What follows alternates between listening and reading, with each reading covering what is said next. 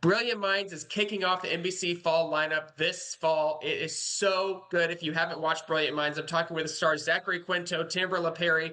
So, Zachary, what do people need to remember about this first season of Brilliant Minds? Wow.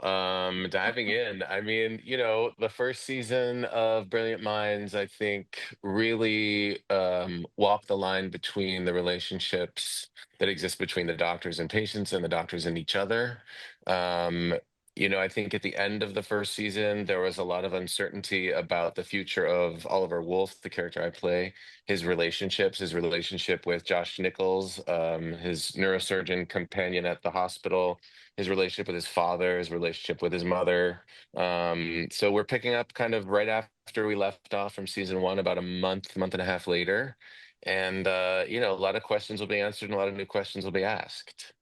This is so exciting that we're getting a second season here. I mean, we saw the first season last year, and then here it is, the second season. It was kind of like, okay, are we getting the second season? We need this second season. Audiences have been asking for it.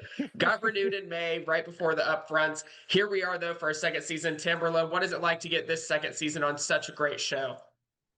Let me tell you, we were all on pins and needles. This is the first show that I actually got a chance to see the execs kind of like biting their nails too.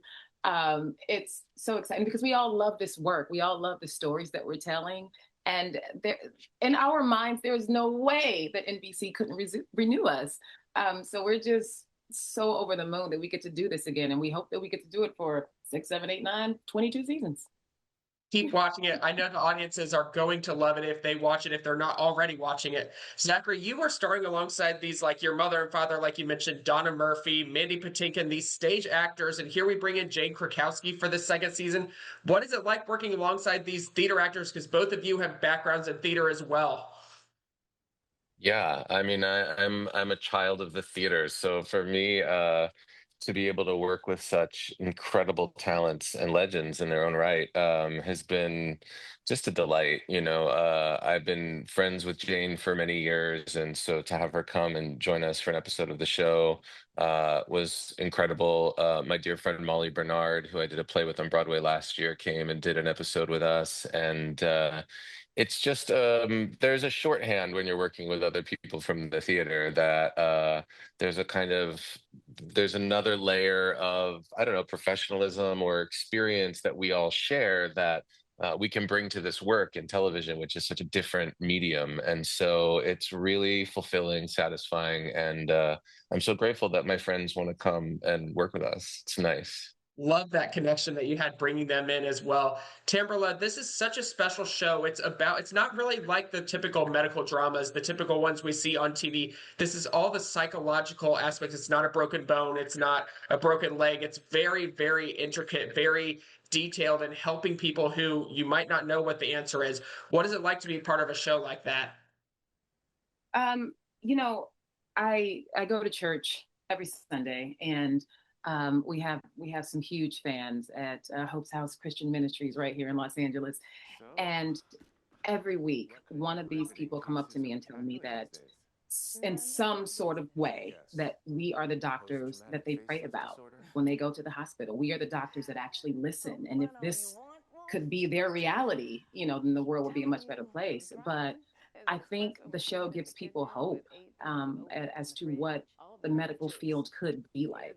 So it's truly special to be a part of this. So special. Zachary, what can you kind of preview about season two? What storylines can we hope for? What can we kind of see? We can't give away spoilers, but what can we expect from audience members? Well, I think we pick up in a place that we don't expect to pick up the story in season two. And I think for my character, we realize that the playing field is different than we would expect it to be. And the stakes are really high for him in ways that we could never have foreseen. And we're going to spend at least the first half of the season trying to solve the mystery about what exactly has happened to him and how did he end up where we find him at the beginning of season two, which is, again, not where you would expect to find him. I think all the stories, we introduced some really wonderful new characters. There's new doctors at the hospital. We get to explore a whole other wing of the hospital. There's a new doctor who is the head of the emergency department, played by John Clarence Stewart. He's a wonderful addition to the show, and he's the conduit for all of our doctors to spend more time in a whole new wing of the hospital. So there are new hallways to walk down, new rooms to be in, and new dramas that unfold in that part of the hospital that we didn't even get to see last year. So that's something that's really exciting for audiences too, I think, and a lot of new characters and a lot of really new and unexpected mysteries, medical mysteries, and cases for us to solve as best we can. There's so much going for this second season of Brilliant Minds. Tamberla, I want to give you the last word. You told me about this special connection you have to Indianapolis. Tell us about that. Yes, my sister, Deshawn Perry, she was a producer at WTHR for 8 years. So I visited the station. I've met plenty of producers and reporters that she's worked with. And yeah, she just told me to tell you guys hi. I love that so much. Tell her we say hi as well. We love Brilliant Minds here at WTHR and in Indianapolis. Watch the new season starting Monday, September 22nd on NBC, 10 p.m. Zachary, Tamberla, thank you so much. Thank you.